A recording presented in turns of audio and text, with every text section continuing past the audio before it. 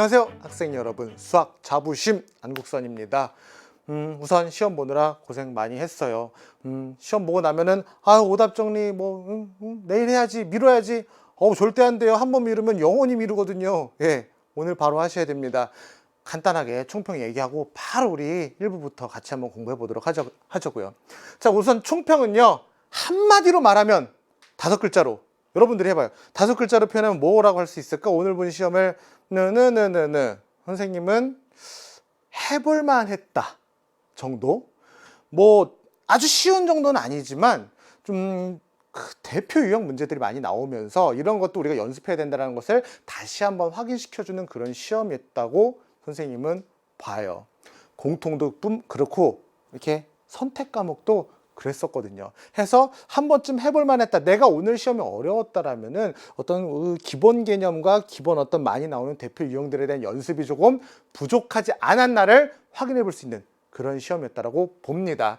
해서 공통 단원별 수학 1과 수학 2 단원별 문항수 및 배점분은 이렇게 돼요. 이렇게 되는데 이렇게 쭉 보시면 느끼는 게 수학 2에서는 미분과 적분이 좀 많이 나오는구나. 그쵸? 그리고 수학원은 3개 단원이 어느 정도 약간 골고루 나오는 편이구나 라는 것을 느낄 수가 있겠죠. 해서 그렇다고 선생님 함수의 극한과 연속은 버려도 되는 건가요? 아니죠.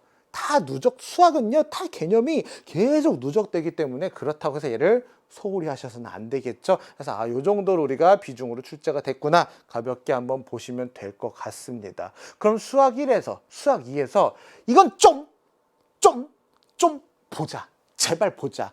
꼭 이거 정도는 다른 건 몰라도 얘네 정도는 복습해보자 라는 거 몇 가지 꼽아 보면은 아무래도 좀 난이도가 있는 문제들을 선생님이 픽을 했겠죠. 15번 같은 경우 또 도형, 우리가 도형만 나오면 되게 약한데 빈칸이에요. 점수 주는 거예요. 빈칸 채우는 거에 대해서 겁먹을 필요 없어요. 본 강의에서 한번 봐요. 빈칸 채우는 거 겁먹지 말고 점수 받아 가자고요.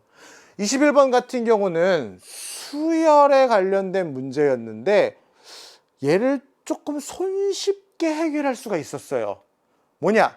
수열의 기본 개념을 강의할 때 선생님이 늘 얘기하는 거, 수열은 정의역이 자연수인 함수로 볼 수 있다는 얘기를 하거든요. 그런 것들을 보고서 우리가 문제를 좀 손쉽게 볼 수 있었다. 그리고 수학 2에서는 14번 연속과 미분계수의 정의를 정확하게 알고 있느냐, 기본 개념을 제대로 모른다면 손도 못 대는 거.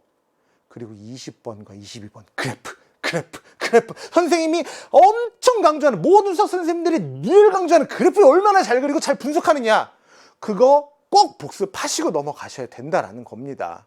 이런 문제들이 좀 막혔다. 이런 부분들이 약했다라는 거예요.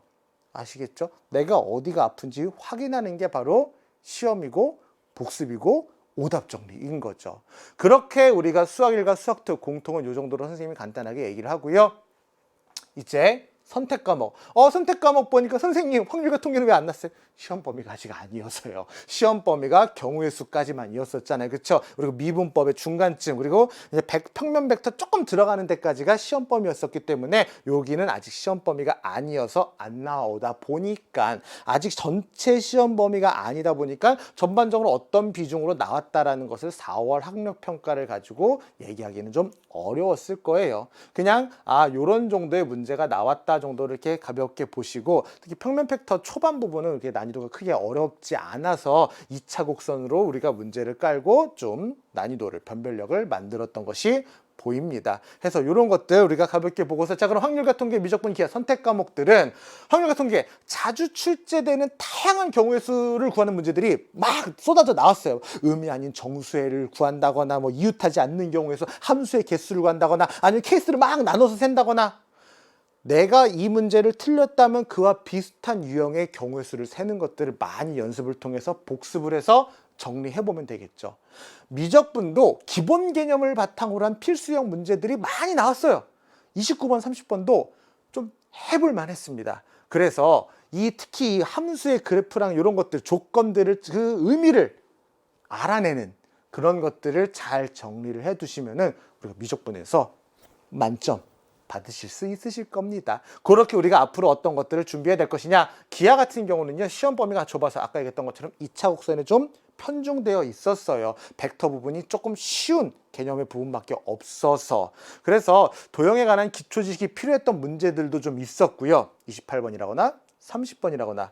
특히 2차 곡선 단어는 그 정의를 정확하게 알아야지 문제 해결에 좀 쉽게 접근할 수 있는 문제들이 꼭 나오거든요. 그래서 얘를 뭔가 2차 곡선의 뭔가 계산을 통해서 막 내가 할 것이 아니라 어떤 그런 도형의 어떤 기하적인 의미를 정의를 가지고 내가 분석할 수 있는 것을 할 줄 알아야 된다. 그 정도를 이번 시험을 통해서 우리가 좀 확실하게 복습을 해보면 될 것 같습니다.